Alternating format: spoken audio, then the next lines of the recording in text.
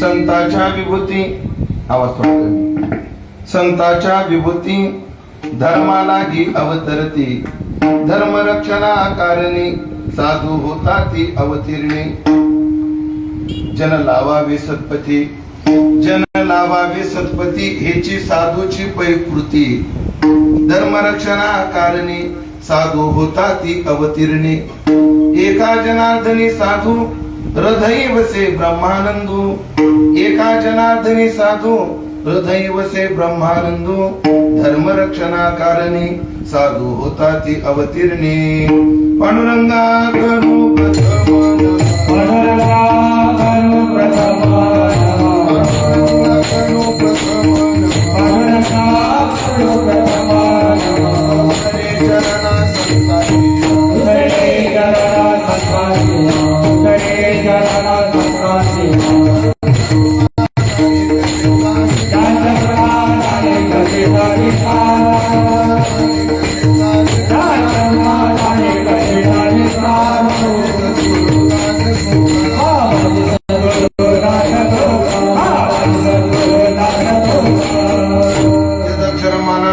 आनंदम भज केवलम श्रीमन्निवृत्तिनाथेति ख्यातम दैवतमाश्रये नमो सद्गुरु तुकया ज्ञान दीपा नमो सद्गुरु सच्चिदानंद रूपा नमो सद्गुरु भक्त कल्याण मूर्ती नमो सद्गुरु भास्कर पूर्ण कीर्ती सेवेलागी सेवक झालो तुमच्या लागलो निज चरणा अहो स्वामी तुकया देवा या बलिन करावा अभेर संपाद ज्ञानंच विदाय भक्तिम विलोकितो येन समाधिराज वैराग्यवंतम सुविचारयुक्तम नमामि जोगम शिरसा गुरुंतम जयांचे केलिया स्मरण होय सकळ विद्यांचे अधिकरण तेच बंधू श्री चरण श्री गुरूंचे ते नमस्कारुनी आता संतांच्या विभूती धर्मालागी अवतरती धर्मरक्षणा कारणी साधू होता ती अवतीर्णी सेवेकरता निवडलेला अभंग पैठण निवासी शांती ब्रह्मश्री एकनाथ महाराज यांचा 4 चरणाचा गोडासा हा अभंग असून या अभंगातून शांती ब्रह्मश्री एकनाथ महाराज साधूचं अवतार प्रयोजन काय आहे साधू जन्माला काय येतो साधू अवताराला काय येतो त्याचा गोड असा विचार या अभंगातून करतायत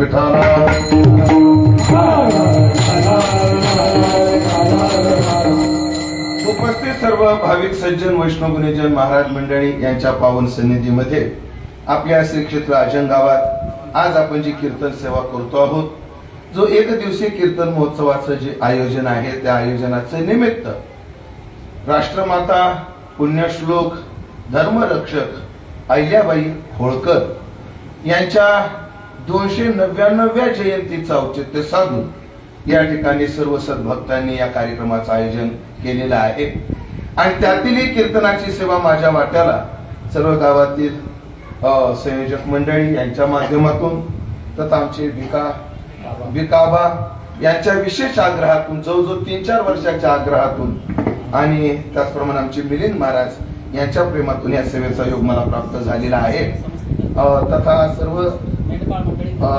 सर्व भाविक मंडळी यांच्या माध्यमातून या सेवेचं आयोजन आहे त्यांच्या माध्यमातून ही सेवा माझ्याकडे प्राप्त झालेली आहे तरी ज्ञानोबाऱ्या तुकोबाऱ्या जशी बुद्धी देते तसं मी अभंगाचं चिंतन करण्याचा प्रयत्न करणार आहे आजच्या निमित्ताला धरून या अभंगाचं चिंतन आपल्याला करायचंय निमित्त फार गोड आहे काय निमित्त आहे महाराज या 1000 वर्षामध्ये 1000 नाही पण 1000 वर्षात म्हणून जेव्हापासून इतिहास लिहिला गेला तेव्हापासून फार तर इससन वर्ष 250 इससन पूर्व 400 वर्ष चंद्रगुप्ताच्या काळापासून त्यातील 2 टप्पे जर आपण धारण केले ते पूर्वार्ध आणि उत्तरार्ध तर या 1000 वर्षामध्ये पुरुषांमध्ये छत्रपती शिवाजी महाराजांसारखा राजा झाला नाही आणि महिलांमध्ये अहिल्याबाई होळकर सारखी राणी झाली नाही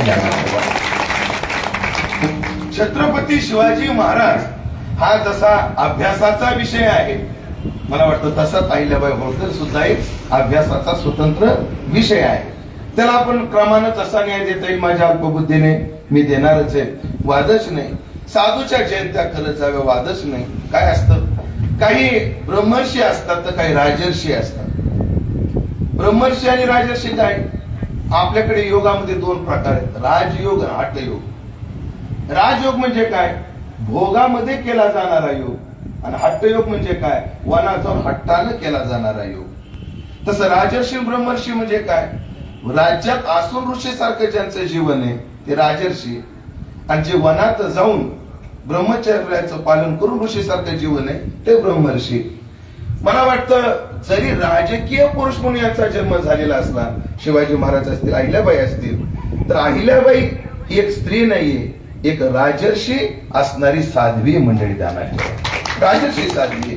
आता ती राजर्षी साध्वी कशी आहे तिच्या पैलूचा जीवनाचा विचार करायचा आहे. त्यांचा हा आज जन्मदिवस आहे. सन 1731 मे 1725 हा त्यांचा जन्मदिवस आहे. आणि आपण भाग्यवान आहोत, राजमातेच्या त्रिशताब्दी जन्मोत्सवाची आज सुरुवात होते. आता पुढचं जे वर्ष येईल ते अहिल्याबाईंचं कितवं वर्ष आहे, 300वं वर्ष आहे. म्हणजे आजपासून त्रिशताब्दी सोहळा अहिल्याबाईच्या जयंतीचा चालू झाला. अशा 3 शताब्दी होऊन गेल्या. पण ऐकलं का, साधं तुम्हाला एक विचारतो, तुम्ही जागेत म्हणून विचारतो, आणि तुम्ही जागेत तोपर्यंतच बोलणार आहे मी. मग 2 वाजू नाही तर 3 वाजू. ऐका मंडळी, ऐका. सध्याचे पंतप्रधान कोण आहेत, सध्याचे तरी नरेंद्र.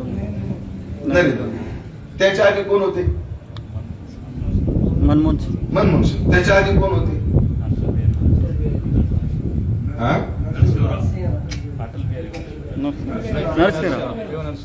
नाही मला हेच पाहिजे होतं, तुमच्यात भांडणच लागली पाहिजे. मला काय सांगायचं माहिती डॉक्टर साहेब, 25 वर्षापूर्वी 130 कोटी जनतेचं ज्याने नेतृत्व केलं तो पंतप्रधान आम्हाला आठवत नाही, पण 300 वर्षापूर्वीची अहिल्याबाई कुणी विसरत नाही. याचं त्या जीवनाचं मूल्य. पूर्वर्य चंद्रशेखर महाराज जो महाराजाच्या शताब्दीत एक वाक्य लय गोड बोलले होते, लय गोड बोलले होते. ते आर्टिफिशियल फुलं असतात ना, हो, ते ओरिजिनल फुलापेक्षा चांगली दिसतात. ते आर्टिफिशियल आता एवढं तंत्रज्ञान प्रगत झालेलं आहे की ते फुलं आहेत ना, फुलं ओरिजिनल फुलापेक्षा चांगली दिसतात. ओरिजिनल फुलापेक्षाही कलरफुल असतात, कलरफुल असतात. पण ओरिजिनल फुलं सुकतात, ते सुकत सुद्धा नाहीत. पण ऐकलं का, ते दिसायला चांगले असू द्या, कलरफुल असू द्या, पण जातवान भोंगा त्या फुलावर कधी बसत नाही. हा, भोंगा जातवान पाहिजे. हलकट भोंग्याचं काही नाही, कुठेही भोंगा मारून येते, त्याचं काय अडचण नाही. पण जातवान भोंगा. म्हणून चांगल्या माणसाला, ओरिजिनल माणसाला चांगली माणसं ध्यानात ठेवत असतात. 300 वर्ष झालं इथं जयंती साजरी होते. या जगात असे केवळवाने 2 वर्ग आहेत की एक वर्ग आपल्या वाढदिवसाला कोणीतरी शुभेच्छा द्यावी याची वाट पाहतो, स्वतःचाच फोटो स्वतःच फेसबुकवर टाकतो, स्वतःचा फोटो स्वतःच फेसबुकवर टाकतो, आणि खाली वाक्य असतं, आज माझा वाढदिवस आहे आणि तुमच्या आशीर्वाद रूपी कमेंटची मला आवश्यकता आहे. त्याची मला काय आहे, आवश्यकता आहे. आणि 10 मिनिटाला उघडून पाहतो कोंबडीनं अंड दिलं का नाही, अजून व्ह्यूज आले की नाही. हे केविलवाना प्रयत्न आहे. आज 300 वर्ष झाली की अहिल्याबाई यांना कोणी विसरत नाही.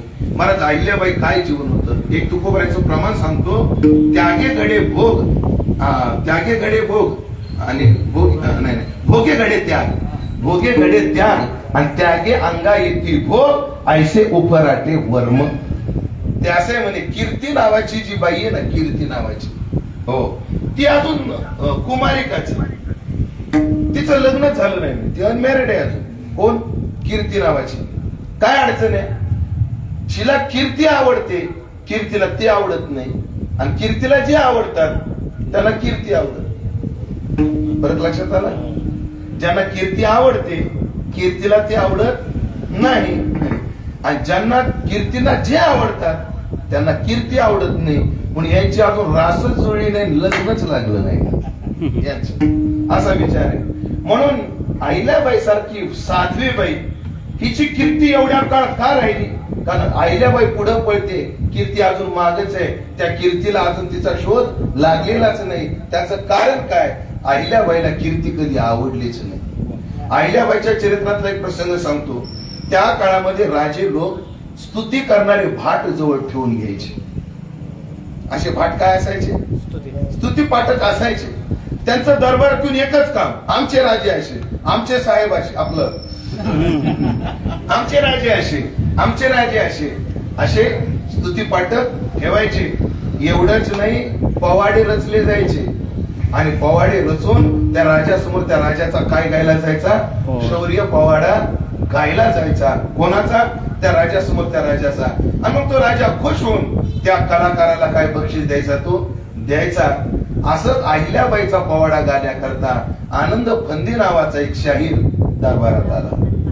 आनंद फंदी नावाचा एक शाहीर आला आणि त्याने अहिल्याबाईच्या समोर अशी गोड त्यांचा पवाडा गायला, अहिल्याबाईची स्तुती केली. अहिल्याबाईने खाली मान घालून ऐकली आणि सगळं झाल्यानंतर आनंद फंदीला जवळ बोलवलं. सांगितलं, काय तुमचं काव्य आहे, काय तुमची गोड वाणी आहे, पण ही वाणी एका व्यक्तीच्या स्तुती करता वापरू नका, राष्ट्राच्या हिताकरता, देवाच्या प्राप्ती करता वापरा. आनंद फंदी नावासारखा कवी, असा शाहीर, तो कविता सोडून, जनस्तुती सोडून तो ईश्वर स्तुती आणि समाज कार्याच्या नादी लावला. म्हणून पहा, या स्त्रीला कधी स्तुती आवडली नाही, म्हणून स्तुती तिच्या पाठीमागची संपतच नाही, तिच्या मागच आहे. 300 वर्ष झाले तरी अजून कीर्तीनं त्यांना सोडलंच नाही.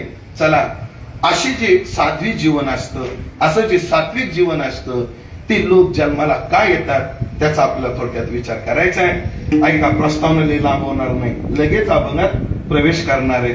तुम्ही आम्ही का जन्माला आलो? आगा कर्मी जे उरावे, ते सुख दुःखी फळावे, अंतया ते भोगावया यावे देहाये का. तुकाराम महाराजांनी तुमच्या आमच्या जन्म मरणाकरता दृष्टांत लय गोड दिलाय. तुका म्हणे माळ गुंतली राहाटी, गाडग्याची सुटी फुटली. काय गोड ओवी पहा, ओवी आणि प्रमाणे पहा. तुका म्हणे माळ गुंतली राहाटी. तुमचं आमचं कसं झालंय? चक्र फेरी गडी गळा, होता गोवियला माळा. तुकोबरायचं प्रमाणे जुन्या काळामध्ये विहिरीतलं पाणी काढण्याकरता रहाट गाडगे होते. मोठ रहाट गाडगे विहिरीतलं पाणी उपसण्याकरता ते उपयोगी होते. ते रहाट गाडगं म्हणजे काय? असं कामठ्या शब्द कळतो का नाही काय माहिती? बांबू कळत याचं असं गोल असायचं आणि त्याला गाडगे बांधलेले असायचे. आणि मग ते गाडगे काय करायचे?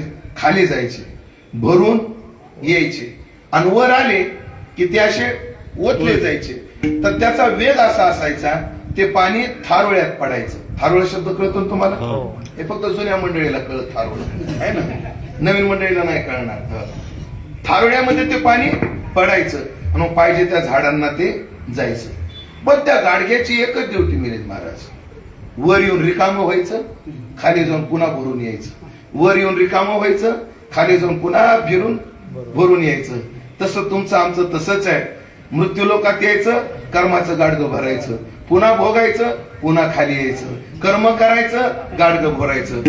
मग ह्या गाडग्याची सुट्टी कधी? तो का म्हणे माळ गुंतली राहाटी, पण गाडग्याची सुट्टी कधी?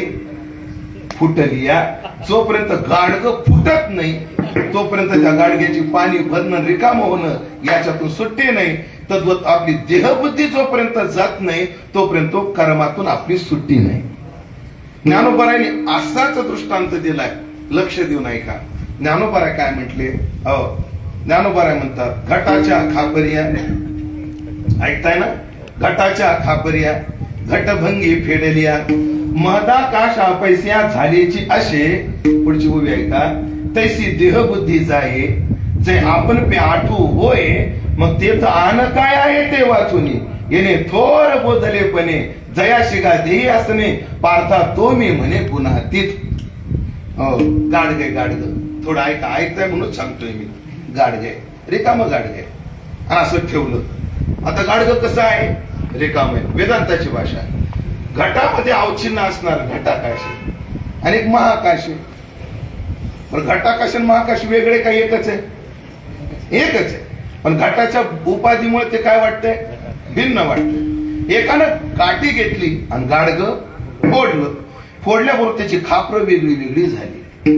मग घटातली जी पोकळी होती, गाडग्यातली जी पोकळी होती, ती पोकळी कुठे गेली? आकाशात गेली. गेली का आकाश रूपच होती? आकाश रूप होती. मग भेद कशा निर्माण केला होता? गाडग्यानं. ते गाडगं फुटलं. आता घटाकाश महाकाश झालं. तद्वत जीव आणि आम्ही एकच आहे, फक्त देह नावाच्या गाडग्याने त्याच्यातून आमच्यात भेद निर्माण केलाय. हा देह नावाचं गाडगं फुटलं, त्याच्यातून आमच्यात भेदच राहत नाही. आणि मग एकदा त्या व्यापक बोधाला तो साधू गेला की मग न जायते म्रियते वा कदाचिन नायम भूत्वा भविता वा न भूय आजो नित्य शाश्वतोयम पुराणो न हन्यते हन्यमाने शरीरे. ऐसे व्यापक ज्ञान भले जयाचे हृदय चोजवित आले. ज्ञानोबराय म्हणतात इदम ज्ञानमुपाश्रित्य मम साधर्म्य मागता सर्गे पिनोपजायन्ते प्रलयेन व्यथन्ति च. जाऊ द्या, बस झालं. आम्ही का बरं इथं जन्माला आलो? आमच्या कर्माच्या झडत्या घ्यायला जन्माला आलो. आमचं येणं कशा करता? येथे आली येवो याची निज कार्या. ऐका काय म्हटले? येथे आली येवो याची निज कार्या केली कर्मे ते मागील भोगाया. केली कर्मे ते मागील भोगाया. तुम्हाला लय प्रश्न पडत असेल मंडळी. कधी कधी असं दिसून येतं, एक माणूस असा नालायक असतो पण त्याची भली मजा. मालेगावला बांगला, नाशिकला बांगला, फिरायला भारी गाडी, रोज पंचपक्वानाचं जेवण, दारात लोकांची गर्दी कमी होईना, त्याची प्रतिष्ठा मान. आणि वागायला तर कसा नालायक, तर गावाचं पुराणा आणि मजा लई. आणि तुम्हाला असाही दिसत असेल, आळंदी पंढरीची वारी करतो, चांगल्या निष्ठेनं गाथा ज्ञानेश्वरी वाचतो, पण त्याची खायची मारामार माझ्यासारखा समजा एखादा. असं खरंच आहे, अवघड आहे. तात्पर्य कळतं का नाही? असं कधी कधी एखादा एवढा आचरणाने चांगला वागतो पण त्याच्या घराचे छप्र निघाणार, आणि एखादा मूर्ख एवढा वागतो त्याच्या जवळचा पैसा हटणार. ही संगती काय? आपल्याकडे शास्त्राने ह्याची संगती कर्मावर लावलेली आहे. उदाहरण द्यायचं ठरलं तर लॉकडाऊन मध्ये काही लोक खाण्या वाचून मेले आणि काही माणसं खाऊन खाऊन मेले. तर लॉकडाऊन मध्ये लोकांनी हे करून पाय, ते करून पाय, आमकी रेसिपी तमकी रेसिपी, लय मजा केल्या. आणि काय काय लोकांना खायला अन्नही मिळालं नाही. काय मिळालं नाही? ज्यांनी लॉकडाऊनच्या आधी कमवून ठेवलं होतं त्यांनी आरामानं खाल्लं, आणि ज्यांनी लॉकडाऊनच्या आधी कमवलं नाही ते अन्न वाचून मेले. तर ज्यांची आता मजा आहे त्यांनी मागच्या ज्यांनी पुण्य केलंय म्हणून आता मजा करायला लागले. ज्यांच्या आधी फजिती आता कर समजून घ्या, मागचं काय पुण्यकर्म त्यांच्या पदरी राहिलेलं नाही. या सगळ्याचं तात्पर्य एवढंच आहे, तुमचं आमच्या जन्माला येणं काय आहे? तर तुमचं आमच्या जन्माला येणं कर्म भोगण्याकरता. तुम्ही आम्ही कशा करता येतो? कर्म करण्याकरता आणि केलेलं कर्म भोगण्याकरता. चला, देव अवताराला येतो. तो कशाला येतो? यदा यदा हि धर्मस्य ग्लानिर्भवति भारत. पण तुकोबाराला हे अर्थ, तुकोबाराने बाळकिडीत हे कारण नाही सांगितलं. तुकोबाराने कारण सांगितलं, ऋण फेडावया अवतार केला,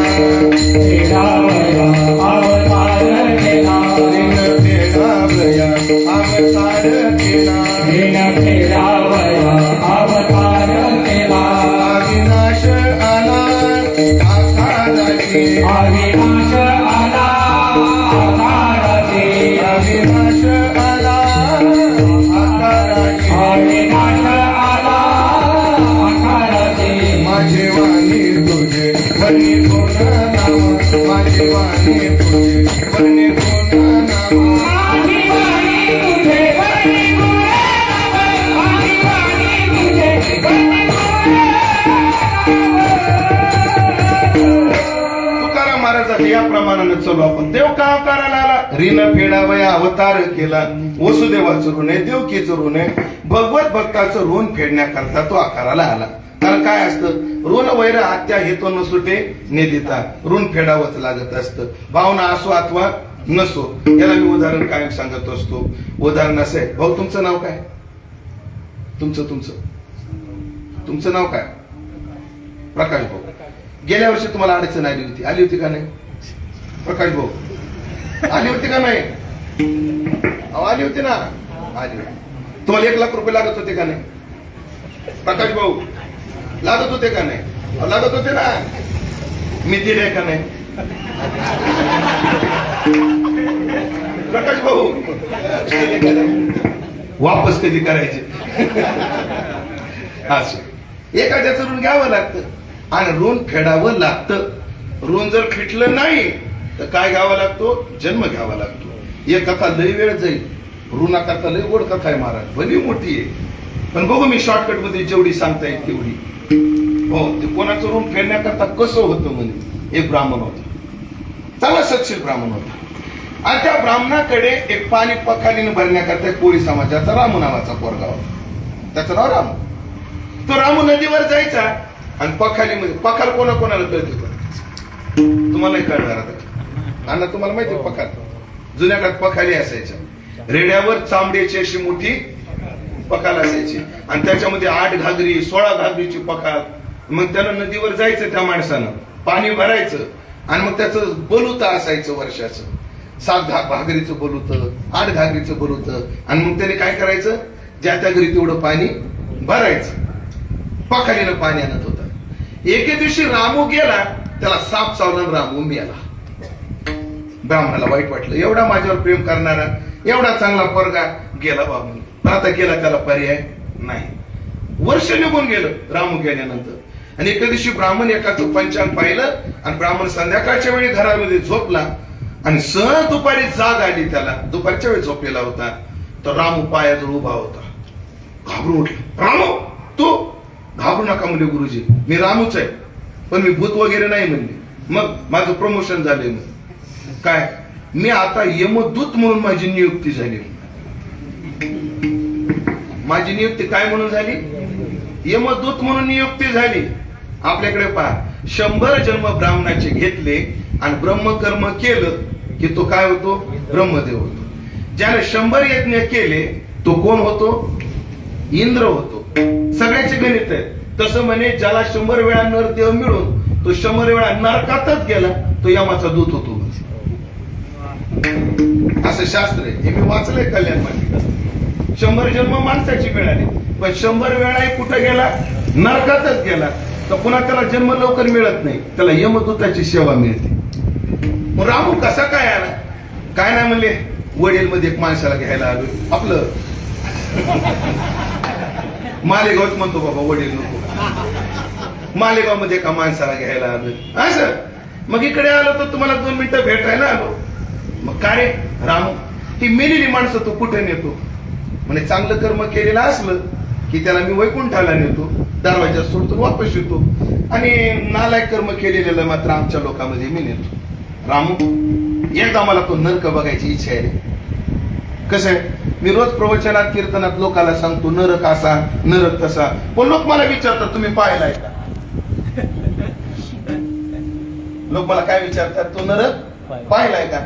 मग एकदा जर मी नरक पाहिला तर मग छाती टोक लोकांना सांगेल मी स्वतः विजिट देऊन आलो. नेशील का मला? ते म्हणजे आता तुमचं ऐकावं लागेल गुरुजी, पण शेवटी मी बी पराधीन आहे. मालकाला विचारून सांगतो. रामून चांगला काळ जाऊ दिला. एक दिवशी यम खुश झाला. रामू तुझ्या खुश आहे म्हणे, बोल तुला काय पाहिजे? ते म्हणे काय नाही, एक काम होतं. काय? माझ्या गुरुजीला एकदा मला नरक दाखवायची इच्छा आहे, तेवढी परमिशन द्या. अरे रामू, जिवंत माणसाला दाखवता येत नाही. मग कशाला म्हटले पाहिजे ते मग म्हणून काय तुम्हाला अर्थ आहे? तिकडे म्हणले कोणाला सांगू नको, फक्त लवकर दाखवून नेऊन सोड म्हणे. पण एकट्याला जमणार नाही म्हणे, अजून 3 जण पाहिजे. का? आमचे गुरु उमेश बाबा सारखे. मला एकट्याला काही यायचे नाही. अजून 3 मित्र घेतले. गुरुजीला उचललं आणि नरक लोकांमध्ये आणलं. गुरुजी उठले. रामू कुठं आणलं? तुम्हाला नरक पाहिजे इच्छा होती ना म्हणले, चला म्हणले. बघा नरक. ते एका माणसाला तेलात भाज्यासारखं तळत होते. मग रामूने असं काय रे? म्हणजे माय बापाला सांभाळत नव्हता म्हणून त्याची फजिती. अरे बाप. तर एक ताम्रपट नावाचा देश होता, असा तांब्याचा पत्रा लाल होता आणि त्याच्यावर एकाला चालवत होते, पाठीमागे फटके मारत होते.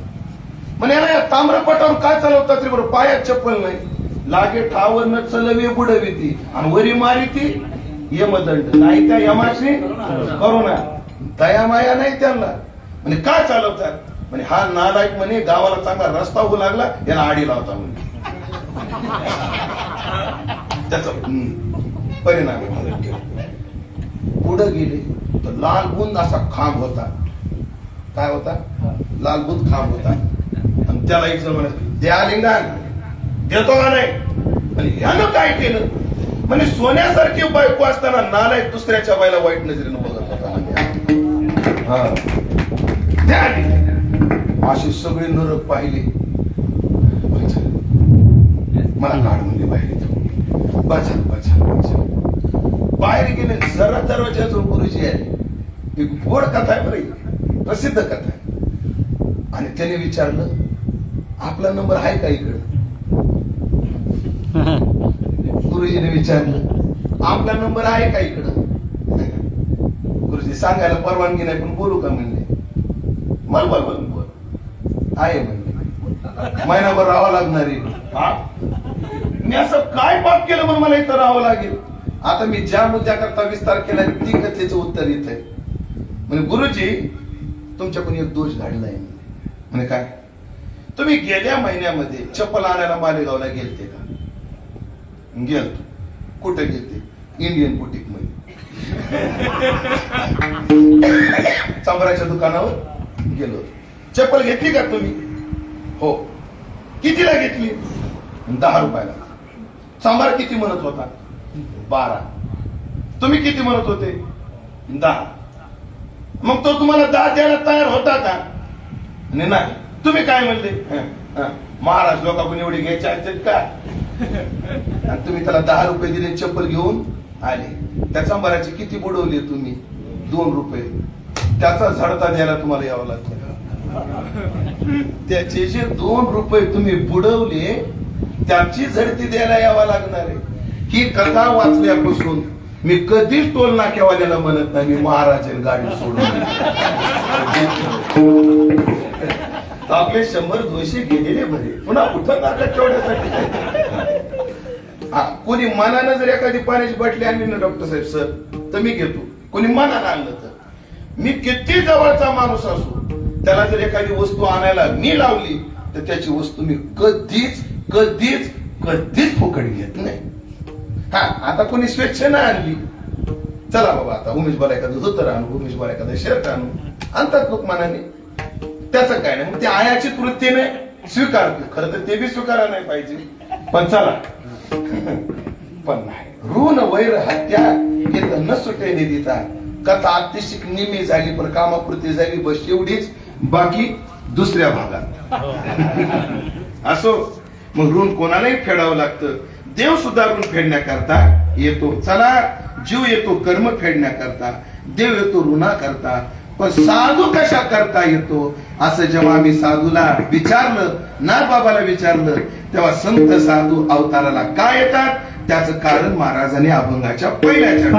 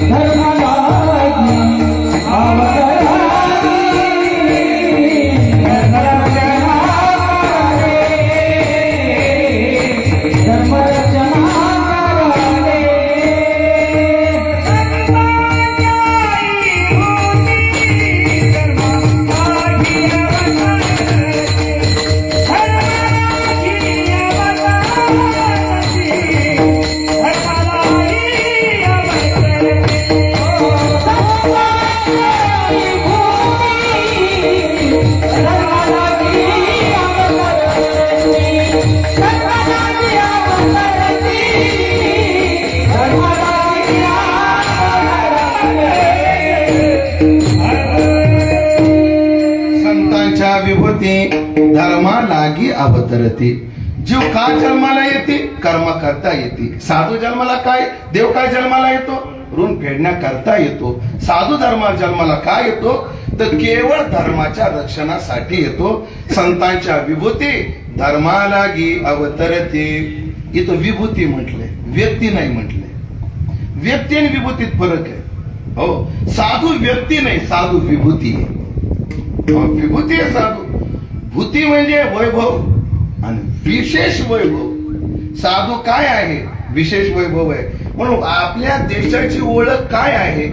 ही भूमी साधूची आहे, हीच देशाची ओळख आहे. म्हणून जेव्हा तो अलेक्झांडर, अलक्षेंद्र, ज्याला सिकंदर अशी नाव आहेत, जेव्हा तो हिमालय उतरून जेव्हा भारतात आल्यानंतर त्याने येताना सेल्युकस त्याचा मंत्री होता, त्याने गुरुला विचारलं भारतातून येताना मी काय आणू? तर तेव्हा गुरुनं सांगितलं भारतातून तुला काय आणता आलं तर आण, नाही तर नको आणू, पण वेद आणि साधू मात्र जरूर घेऊन ये. हो, या देशाचं वैभव आहे, या देशाचे वेद, या देशाचे ग्रंथ आणि या देशाचे संत, हे वैभव आहे. चला, आम्ही काय केलं? या संतांना हो पक्षांनी वाटून घेतलं, जातीनं वाटून घेतलं, प्रांताने वाटून घेतलं, अन्याय केलाय. आम्ही समर्थाच्या पोटी जन्माला आलेली करंट एक मंडळी ध्यानात ठेवा. समर्थाच्या पोटी आम्ही जन्मलो करंटी, जन्मलो करंटी, आम्ही जन्मलो करंटी. समर्थाच्या पोटी आम्ही जन्मलो करंटी, आम्ही जन्मलो करंटी, आम्ही जन्मलो करंटी. विशिष्ट लोक आहेत, मला नाव घेऊन उगाच वाणी खराब नाही करायची. केवळ ज्ञानोबराय, एकनाथ महाराज, ज्ञानोबराय ब्राह्मण आहेत म्हणून त्यांचा द्वेष करणारी मंडळी आहेत. मंडळी विचित्र आहे. जाऊ द्या, तो विषय सोडून द्या. आपण सगळे भाविक आहेत, कशाला तसल्या चर्चा? तात्पर्य एक आहे, या देशाची विभूती वैभव काय हे साधू आहे. आणि मग हे साधू कशा करता आले? ही व्यक्ती नाही. हो, गुरु परब्रह्म देवाचाही देव, त्याशी तो मानव म्हणू नये. हो, तू का म्हणे तैसे संतांनी जन दोषी समान बजू नये. दिसायला तेही माणसंच आहे, तोही नेत्रीप आहे, श्रवणी ऐकतो आहे, पण साधू तर व्यक्तीमध्ये फरक आहे. मग हे साधू अवताराला येतात. चला, काही साधू साधू वेशात येतात, काही साधू राजवेशात येतात. हो, एक वाक्य बोलू. मी अश्रद्धावाने असं म्हणून समजू नका. नामदेव शास्त्रींचं एक वाक्य ऐकलं होतं मी, फार मला भावलं.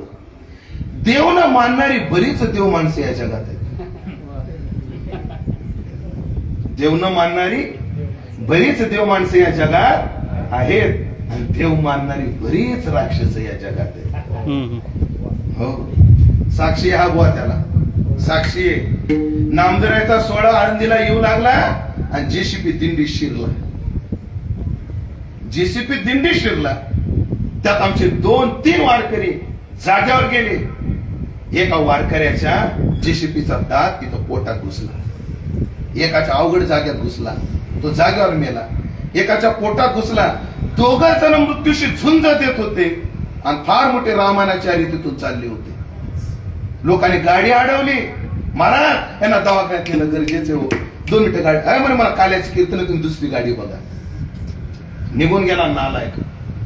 आणि तिकडून एक दुसरा समाजाचा एक माणूस येत होता. त्याने वारकरी पाहिले. मुलाला आणि बायकोला दवाखान्यात घेऊन निघाला होता. बायकोला मुलाला झाडाखाली बसवलं आणि या वारकऱ्याला हॉस्पिटलला नेऊन पोहोचवलं, म्हणून वारकरी वाचले. त्या माणसाला खोटं बघा या गोष्टी. खरे का खोटं? फक्त नाव सांगत नाही. आणि तुम्ही म्हणले तर सांगेन ती.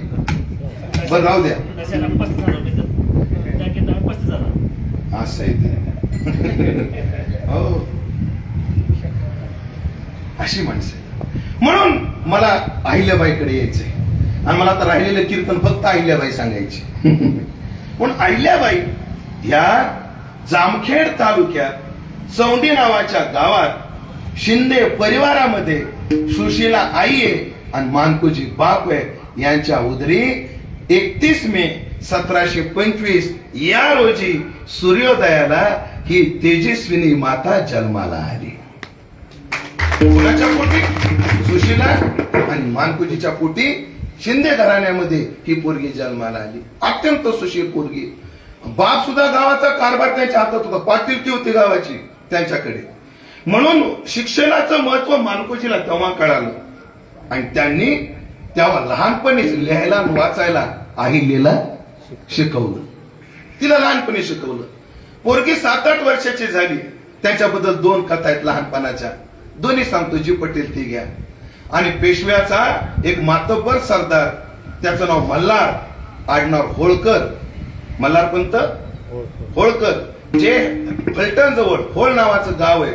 मूळ त्या गावचे वतनदार ते होळचे असल्यामुळे त्यांचं आडनाव होळकर पडलं. आडनाव आधी वेगळे, पण फलटण जवळ सातारा जिल्ह्यात होळ नावाचं गाव, तिथलचे असल्यामुळे होळकर नाव पडलं. ते पेशव्यांचे सरदार होते आणि प्रवासामध्ये जाता जाता त्यांचा मुक्काम मल्हारपेठ चौंडी या ठिकाणी पडला चौंडीला. आणि ही अहिल्या लहान पोरगी आपल्या मैत्रिणीसोबत नदीच्या काठावर, लहानपणापासूनच शिव भक्तीचं वेळ या पोरीला, ह्या सगळ्या पोरीनं आपल्याकडे गंगेची आंघोळ झाली की शिवपिंड करायची काय असते पद्धत आहे, तुमच्याकडे आहे की नाही मला माहित नाही, पण आमच्याकडे करतात. आमच्याकडे कोणती बाई गंगेवर स्नानाला गेली, स्नान करून बाहेर येणार, वाळूची वालुकामय पिंड करणार, तिची पूजा करणार, मगच निघणार. सगळ्यांनी पूजा केल्या आणि पूजा करत होत्या आणि तेवढ्यात हा सरदार आपले घोडे घेऊन येत होते. घोडे आलेले पाहून बाकीच्या पोरी पळाल्या, पण ही पोरगी पळाली नाही, त्या शिवपिंडीवर अशी आडवी पडली. सगळे घोडे निघून गेले, पण ही मुलगी थसका मस म्हटली नाही. मल्हाररावने हेरलं, सगळ्या पोळी पळाल्या पण ही नाही पळाली. ह्या पोरीत काहीतरी वेगळेपण आहे. आणि मग तिला विचारलं मल्हाररावांनी, का ग बाई सगळ्या पोरी पळाल्या, तू का पळाल्या नाही? तिने सांगितलं, इथं माझा शिव होता म्हणून पळाले नाही. शिव अगं दुसरा केला असता ना तयार नाही. आपण जे निर्माण केलंय, आपल्या ज्या श्रद्धा आहे त्या आपण जपायच्या नाही तर परकीय जपणार आहेत का? परकीय जपणार आहे? राम मंदिराचं आंदोलन करण्याकरता, मथुरेचं आंदोलन करण्याकरता कराचून माणसं याची वाट बघू नका, येणार नाही. भारतीयांनाच काहीतरी आवाज उठवावा लागला. आपल्या देश आहे, आपली संस्कृती आहे, हे कोणाचं काम आहे? मी जर शिवपिंड निर्माण केली असेल त्याचं रक्षण करणं माझं कर्तव्य आहे. मग पोरगी आडवी पडली, हल्ली नाही. संध्याकाळच्या वेळी तीच पोरगी शंकराच्या मंदिरात देवाला दिवा लावायला आली, तर त्या मंदिरात बसलेल्यांना विचारलं, तुम्ही जेवले का? मल्हाररावने अजून त्या पोरीची चुणूक ओळखली. ही पोरगी माणुसकीची आहे, धार्मिक आहे, धट आहे, धैर्यवान आहे, घाबरणारी नाहीये. नाही तो घोडा दुरून पाहिलं की पळणारी नाहीये, ताट उभी राहणारी. हे शनिवार वाड्याच्या जागी का बांधला त्याची आख्यायिका सांगतात. ते मैदान जंगल होतं म्हणजे, पुण्याचं ते काय होतं, जंगल होतं. आणि एका सशाच्या मागे एक लांडगा लागला होता. ससा जीवाचं रान करून पळत होता म्हणे, लांडगा पाठीमागे लागला. पण अशी एक जागा आली, तो ससा लांडग्यावर धावून गेला आणि सशाला घाबरून लांडगा पळाला. ते एकानं पाहिलं आणि ही भूमी शौर्याची आहे म्हणून त्या जागेवर शनिवारवाडा बांधला. त्या जागेवर अशी आख्यायिका शनिवारवाड्याच्या बाबतीत सांगितली जाते. इतिहास असेल किंवा दंतकथा असेल, पण एक परंपरेनं सांगितली जाते. पूर्वी सुनसुनीत होती. लगेच शेजारच्याला विचारलं, कोण आहे? बाबा शिंदेची पोरगी आहे. असं दुसऱ्या दिवशी सकाळीच मल्हारराव पंत होळकर तिथे गेले आणि मल्हारराव होळकरांनी लगेच अहिल्याबाईंच्या वडिलाला विचारलं. त्यांनी सरदार आपल्या घरी आलेले पाहून मोठा आनंद झाला. चहा पाणी केलं आणि सांगितलं, आम्हाला ताकाला जाऊन भांड लपवायची आमची सवय नाहीये, आम्ही एवढ्या करता आलो, तुमच्या पोरीचा हात मागण्याकरता आलो. शिंद्यांना सुद्धा तो मोठं वैभव वाटलं आणि अहिल्या मल्हाररावजी होळकर यांचे चिरंजीव खंडेराव होळकर यांना पोरगी दिली. वयाच्या 7व्या-8व्या वर्षी पोरीचं काय झालं, लग्न झालं. पोरीचं लग्न झालं. पोरगी आता चौंडीतून इंदोर मध्ये राहायला गेली. तिथे जाऊन मल्हारराव पंतांना इंदोरचा राज्य आणि इंदोरचा खालचा सगळा भाग पेशव्यांनी मल्हाररावांना इनाम दिला. मल्हारराव ते सांभाळत होते आणि मल्हाररावांनी खंडेरायाला जसं राजकारणाचं शिक्षण दिलं, त्याच काळात अहिल्याला सुद्धा राजकीय शिक्षण द्यायला चालू केलं. मल्हाररावला जेव्हा काही विशेष पत्र लिहायचे असायचे तेव्हा मल्हारराव अहिल्याला बोलवायचे आणि तिच्याकडून पत्र लिहून घ्यायचे. आणि अहिल्याचं लिखाण, अहिल्याचा मुत्सुद्दीपणा आणि अहिल्याचा मुद्देसूदपणा, सर शब्द सारखे पण अर्थ अंतर आहे बरं. हो, मुत्सुद्दीपणा आणि मुद्देसूदपणा. हो, मुद्देसूद पाहिजे आणि मुत्सुद्दी पाहिजे. मुत्सुद्दी म्हणजे विचारपूर्वक लिहिलं पाहिजे आणि मुद्देसूद म्हणजे त्याचा एक क्रम ठरलेला आहे, त्या क्रमाने लिहिलं पाहिजे. दोन्ही गोष्टी. महाराज अहिल्याबाई होळकर किती हुशार होत्या. त्यांच्या पत्रांची भुरळ आणि त्यांच्या नेतृत्वाची भुरळ बाजीराव पेशव्यांना पडली होती. एकदा बाजीराव पेशव्यांनी मल्हाररावला विचारलं, म्हणजे मल्हारराव तुम्ही असे कामगिरीवर बाहेर असता, तुमचा एक पोरगा असा कामगिरीवर असतो, 82 किल्ल्यांचा हा प्रांत, किती किल्ले, 82 किल्ल्याचा प्रांत तुमच्या अनुपस्थितीमध्ये सांभाळतो कोण, अशी कोण माणसं आहेत तुमच्याकडे.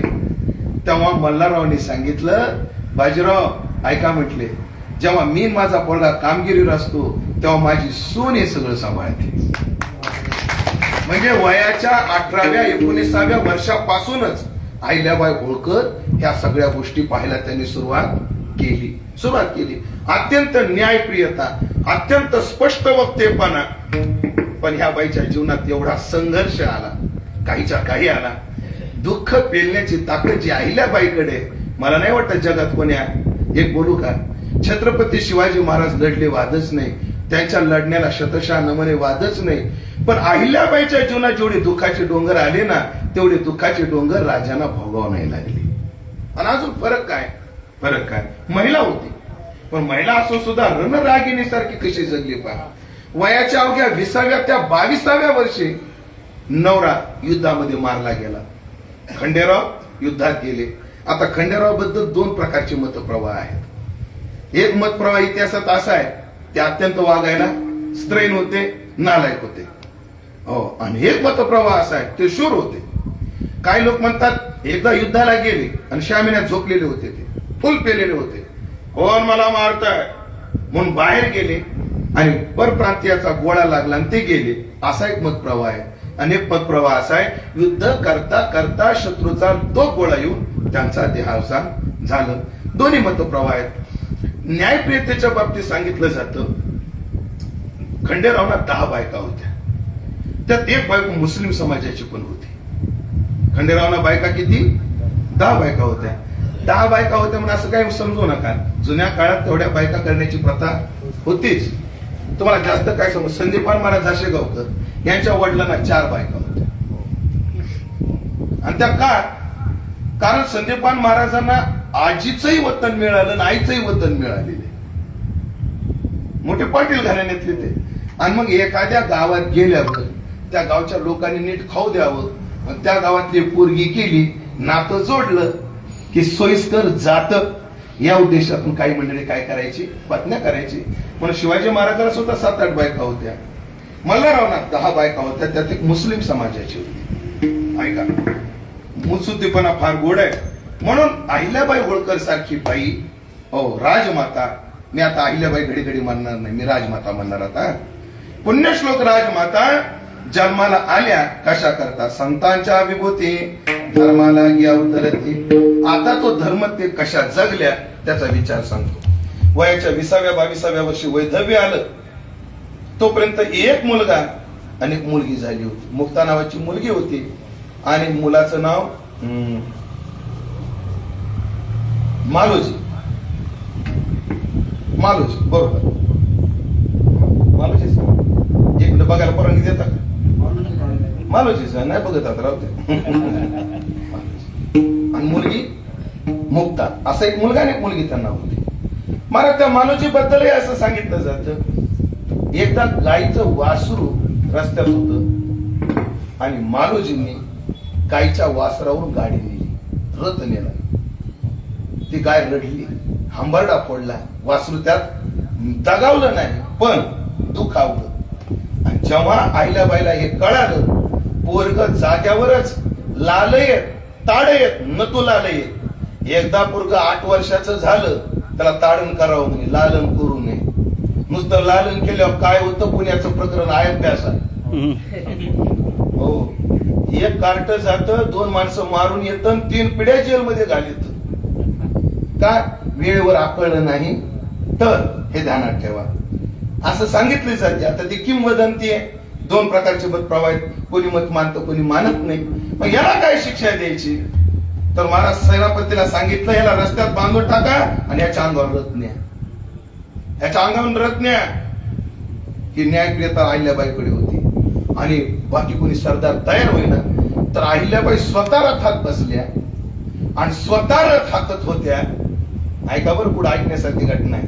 असं सांगतात, रथ हाकायला लागल्या, पोरगा असा आडवा बांधलेला होता, पण न्याय तो न्याय, नीती ते नीती. म्हणून असा रथ हाकला, पुढे त्याच्या अंगावर रथाचं चाक जाणार, थोड्या अंतरावर रथ राहिला तर त्या पोराला आडवी गाय आली आणि गायनं सांगितलं, माय मी त्याला माफ केला, आता तो पण माफ कर. ही न्यायप्रियता अहिल्याबाईकडे होती. आणि हा एवढं ऐकलं का तुम्हाला एक सांगतो, शास्त्र असं आहे, माणसानं निष्ठुर झाल्याशिवाय शुद्ध परंपरा टिकत नसते. मिलिंद महाराज, राहुल महाराज, आपण काय काय महात्म्याचं बघतो. आता ते आमचे माधव महाराज बोलले, घोडी असल्याशिवाय कीर्तनच चालू करत नाही. अर्धा तास लागू नाहीतर 1 तास लागू, जोपर्यंत घोडी येत नाही, म्हणजे बसायची नाही बरं, पप्पा जरा घोडी, तोपर्यंत ते कीर्तनच चालू करत. आमचे राऊत बाबा पॅन्टवाले सगळे टाळकरी खाली बशीत येत नाही, तुम्ही नका बसू राहू, काय अडचण नाही, तसं कीर्तन करत नाही. मग कधी कधी आपल्याला काय वाटतं, हे काय माणसं आहेत, तरुण पोरं कशी यायचे, काय कसं यायचं, असं नाही. एका साधूचं वाक्य अण्णा म्हैश्वरानंदजीचं, जोपर्यंत परंपरेचा पायी दुराग्रही होत नाही तोपर्यंत परंपरा शुद्ध टिकत नाही. जय हो. माणसाला काय व्हावं लागतं? दुराग्रही व्हावं लागतं, आग्रही व्हावं लागतं, निष्ठुर व्हावं लागतं, तेव्हा परंपरा नीट टिकत असते. ध्यानात ठेवा, जेव्हा अहिल्याबाई आपल्या पोराच्या अंगावरून गाडी न्यायला तयार होते तर आपलं काय करेल अशी जरब जेव्हा समाजात बसेल तेव्हा समाज गपचूप रस्त्यानं नीट राहील, हे ध्यानात ठेवा. हो, नाही तर 300 शब्दाचा निबंध लिहि सुट्टी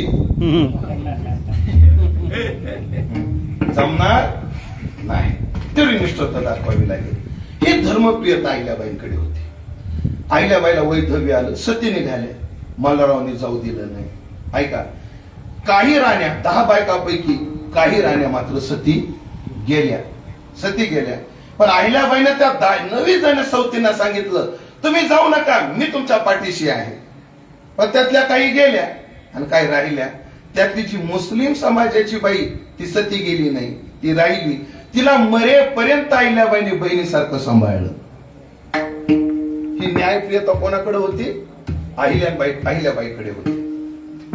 महाराज आता राज्य चालवायचं, पोरग लहान पोरगी लहान, हो राज्य चालू लागले. अवघ्या 8-10 वर्षाचा काळ गेला, 8-10 वर्षाचा, आणि सासरे पण गेले. कोणाकोणाचा मृत्यू पाहिला? नवऱ्याचा, त्यानंतर सासऱ्याचा, त्याच्यानंतर सासू गेली, त्याच्यानंतर पोरगा गेला, पोरगा सुद्धा युद्धात मारला गेला. त्याच्या पुढची घटना अशी आहे, त्याच्या मावळ भाग म्हणतात त्या पट्ट्याला, मावळ प्रांत, त्या प्रांतामध्ये भिल्ल समाजाच्या लोकांची अराजकता वाढली आणि ते येणाऱ्या जाणाऱ्या लोकांना लुटायला लागले. ह्यांचा निपात केल्याशिवाय हे जमणार नाही. म्हणून अहिल्याबाईंना अशी आरोळी ठोकली, असं फरमान बजावलं, जो कोणी या चोरट्या बुरट्यांना आळा घालील त्याला मी माझी पोरगी देऊन टाकेल. हा, आता त्याच्या जातीचा उल्लेख नाहीये, पण तो धनगर इतर समाजाचा पोरगा होता. त्याचं नाव थांबा, जावायचं नाव आठवतो. ते काय होतं, वर्षाला एकदा वाचणं. आणि माझा एक दोष आहे, मला नावच ध्यानात राहत नाही, भेटलेल्या माणसाचे नाव ध्यानात राहत नाही मला. तर आता ते इतिहासात ते कधी सगळे राहायचे, माझ्या नाव ध्यानात राहत नाही म्हणून मी लग्न सुद्धा केलं. समजा उद्या कोणी म्हणलं घ्या नाव, तर कोणाचं घ्यावं नाव ध्यानात लगेच सांगतो, चला हाय माझ्याकडे.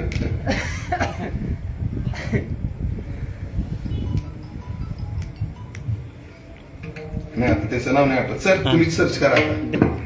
हा ऐका, जावई त्यानं काय केलं, या सगळ्या बुरट्या चोरांना आळा घातला आणि आळा घालून दाखवला. आणि अहिल्याबाई शब्दाला फिरल्या नाही, तो जातीचा नव्हता तरी आपली पोरगी त्याला देऊन टाकली. म्हणजे राज्य सांभाळण्याकरता काय काय गोष्टीची किंमत मोजावी लागते, म्हणजे राजधर्म सांभाळण्याकरता काय काय पणाला लावावं लागतं हे पहा. देऊन टाकली पोरगी. जावाई सुद्धा चांगले शूर होते. पण आता हे भिल्ल लोक, हे जे चोरटे भुरटे लोक, यांना काय करायचं? काय असतं, ऊर्जेचा एक नियम आहे, ऊर्जा संक्रमित ठेवावं लागते. ती जर थांबवली की ती विद्रूप रूप धरून पुढे येते. आता ही लाईट आहे ना, लाईट हिला संग्रहित करण्याचा मर्यादा खूप आहे.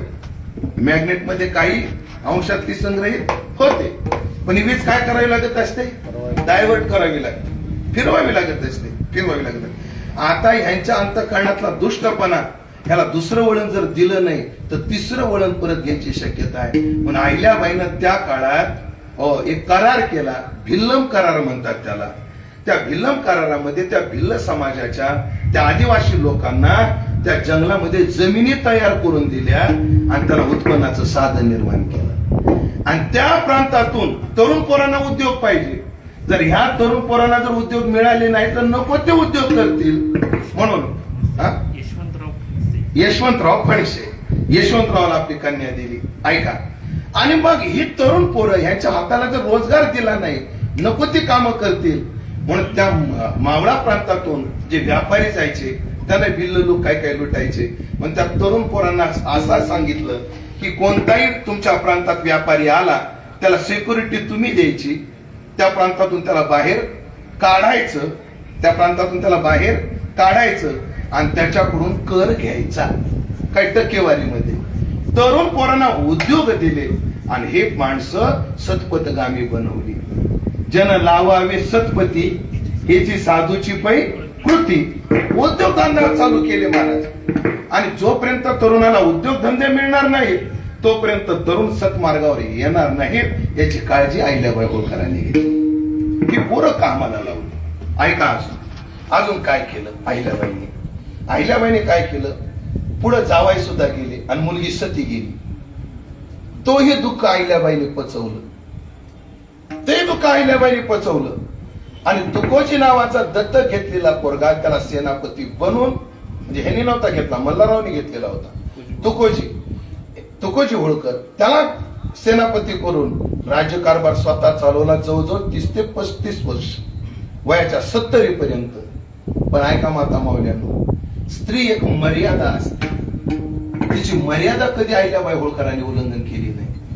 अहिल्याबाई कधीच सिंहासनावर बसल्या नाही. सिंहासनाच्या बाजूला एक पांढरी घोंगडी टाकून अत्यंत साधं कॉटनचं पांढरं लुगडं नेसून हातामध्ये तुळशीची माळ घेऊन, कधी रुद्राक्षाची माळ घेऊन अहिल्याबाईने त्या घोंगडीवर बसावं आणि सगळा कारभार चालवावा. किती उत्सुकतेपणा. महाराज स्त्री करता काय केलं, त्या काळात स्त्रियांना सुद्धा त्यांनी युद्धाचं शिक्षण दिलं. आणि अहिल्याबाईच्या पहिली अशी राजकीय स्त्री झाली. म्हणजे त्याच्या आधी व्हिक्टोरिया राणी लंडनवर राज्य करत होती. रशियाची सुद्धा एक नेतृत्व एक राणीच करत होती त्या काळामध्ये, म्हणजे अहिल्याबाईच्या थोडा आधी. पण जेवढ्या काही राजकीय स्त्रिया झाल्या त्यामध्ये दृष्टेपणा ऐका, अहिल्याबाई होळकरांनी काय केलं, स्त्रियांकरता सेनेमध्ये प्रवेश पहिल्यांदा कोणी आणलं स्त्रियांना सेनेमध्ये, अहिल्याबाई होळकरांनी आणलं. सध्या आपल्या देशामध्ये झाशीच्या राणीच्या नावाने बटालियन आहे. राणी लक्ष्मीबाई बटालियन, शिवाजी बटालियन म्हणजे सेनेच्या तुकड्याला काय म्हटलं जातं, बटालियन. आहे का नाही मला माहित नाही, पण मला असं वाटतं की आपल्या देशामध्ये अहिल्याबाईच्या नावाने बटालियन चालू व्हायला पाहिजे. तसं अहिल्याबाईच्या नावानं भरपूर गोष्टी. सोलापूरच्या विद्यापीठाला अहिल्याबाईचं नाव आहे, इंदोरच्या विद्यापीठाला अहिल्याबाईचं नाव आहे, इंदोरच्या एअरपोर्टला अहिल्याबाईचं नाव आहे. अहिल्याबाईच्या नावाने गेल्या 100 वर्षापासून हे पुरस्कार इंदूरमध्ये नागरिक देतात. असे बरेच सन्मान अहिल्याबाईच्या नावाने. म्हणजे एक गोष्टी करता काही मोहताज नाहीये ना. पण जसं आपल्याकडे नेव्हीला छत्रपती शिवाजी महाराजांचं नाव दिलं, कारण काय, नेव्ही पहिले पोर्तुगीजचे होते, तेच नौकेनं प्रवास करत होते.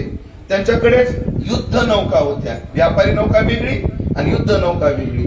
शिवाजी महाराजांनी ते कारागीर आणले, कशी आपल्याकरता युद्ध नौका तयार केली. त्या पोर्तुगीजाकडे आपली माणसं कामाला म्हणून पाठवली.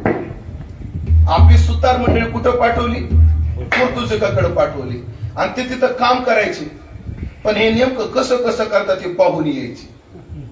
आणि त्यांच्यातले 1-2 कारागीर पकडून आणले आणि पहिलं आरमार युद्ध नौका, स्वतंत्र भारताची नौका शिवाजी महाराजांनी निर्माण केली.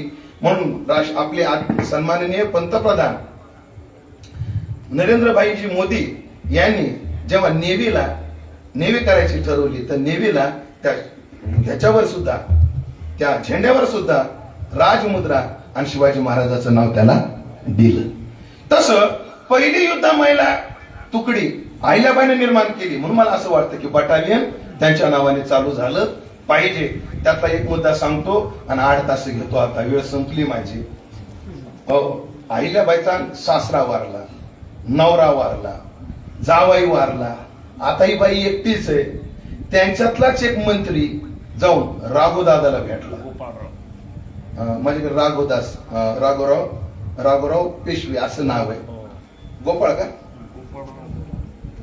गोपाळ दाखवलंय का? माझ्याकडे राघोदास दादा आहे, राघोदादा आहे. तर राघोदादा तर त्यांना जाऊन भेटला आणि किती दिवस त्यांना खाऊ द्यायचं, ह्याला तो प्रांत आपल्यात, असं म्हणून त्यांनी 50,000ची फौज तयार केली आणि ती फौज इंदोरच्या दिशेने निघाली, नर्मदेच्या काठावर येऊन पोहोचली. जेव्हा अहिल्याबाईला कळालं तेव्हा अहिल्याबाईने पत्र लिहिलं आणि सांगितलं, वा तुम्ही जरूर या, तुमच्या स्वागताकरता मी उभी आहे आणि अशी नाही उभी, मी युद्ध करायला तयार आहे. पण राघोजी ऐका, तुम्ही जिंकला तरी तुमची हार आहे आणि हारला तर हार आहेच आहे. हारला तर हारच आहे, पण जिंकला तरी हारच आहे. जर तुम्ही जिंकलात तर लोक म्हणतील काय करून केले का बाई पासून जिंकला, आणि हारला तर हारला. पण कदाचित तुम्ही जेवढ्या तयारीने आहात तेवढ्या तयारीने मी पण उभी आहे.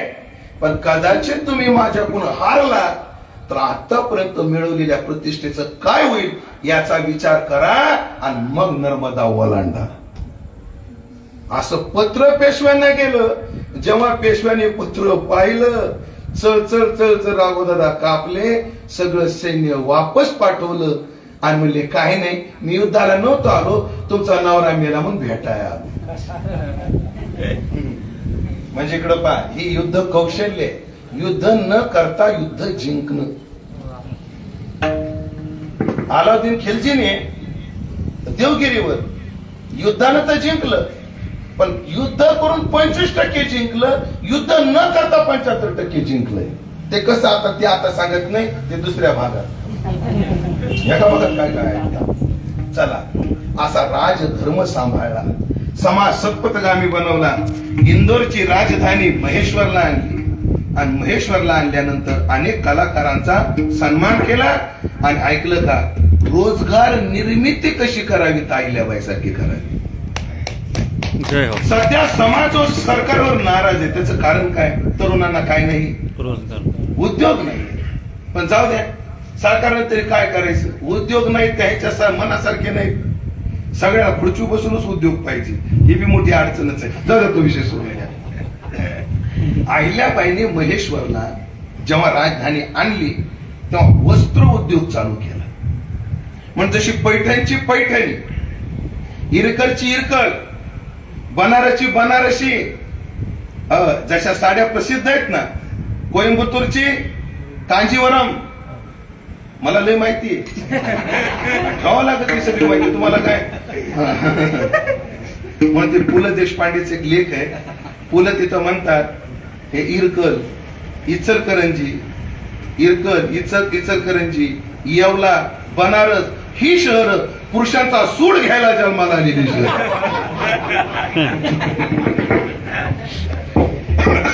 मग जशा प्रतिष्ठा प्राप्त साड्या आहेत ना मंडळी, तशी महेश्वरी साडी आहे.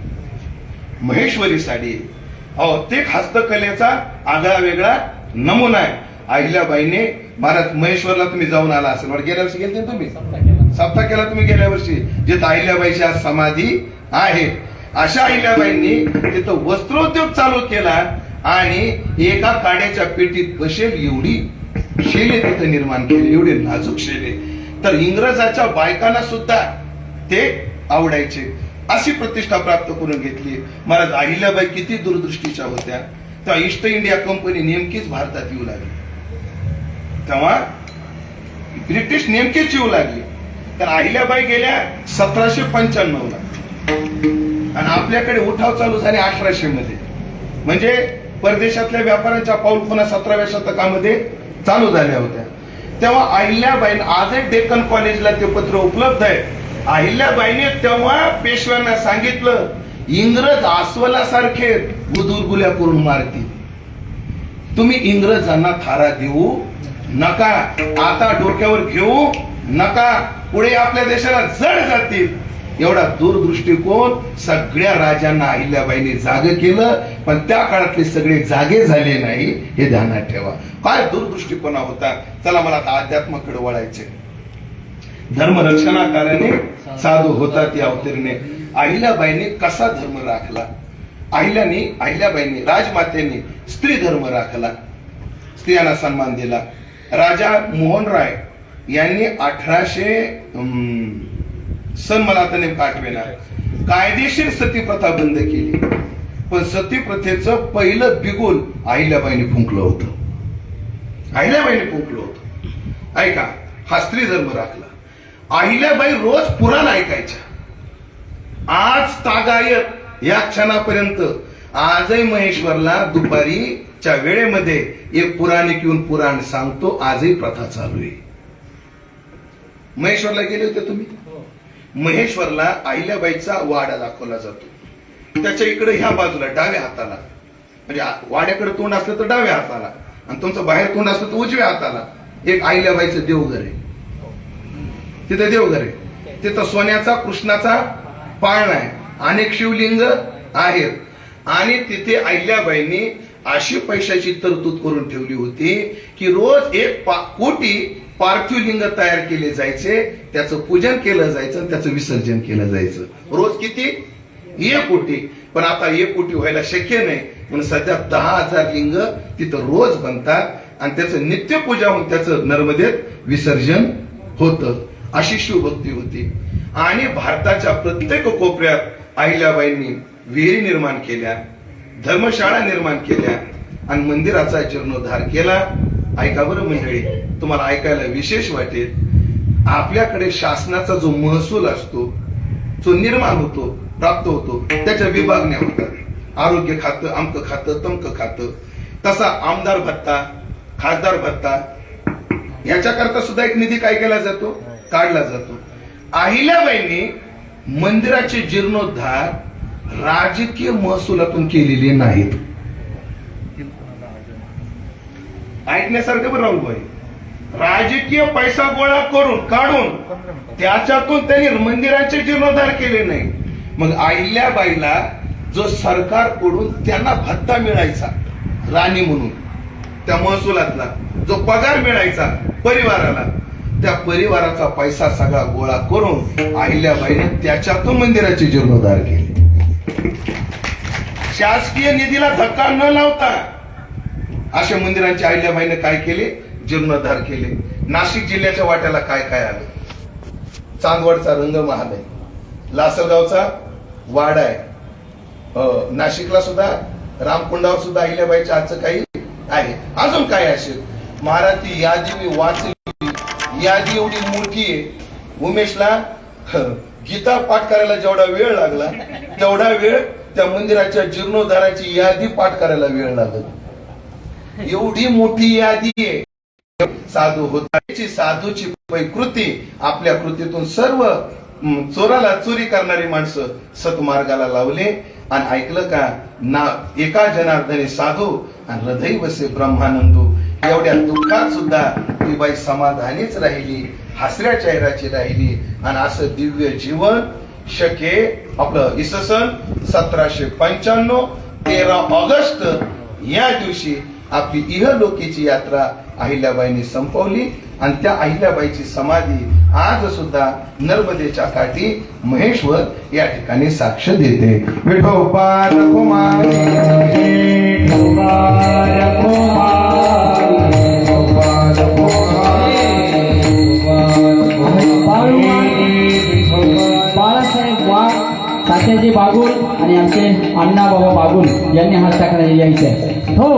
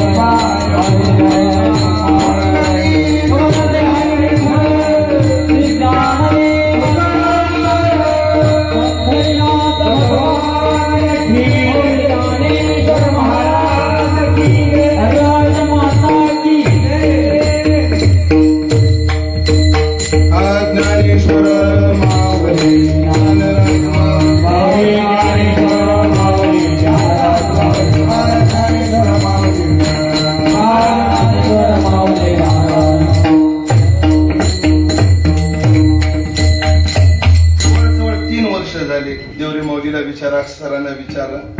3 वर्ष झाले दरवर्षी मी अहिल्याबाईची पुण्यतिथीचं कीर्तन मालेगाव तालुक्यातच करतोय. जवळजवळ 3 वर्ष झाले. फक्त पहिल्या वर्षी आपण कुठे केलं, कोणतं गाव ते? डोंगरगावला माऊली. गेल्या वर्षी दैदी, गेल्या वर्षी दैदीला केलं आणि या वर्षी आजंगला केलं. पण तुमच्या मालेगाव तालुक्याचं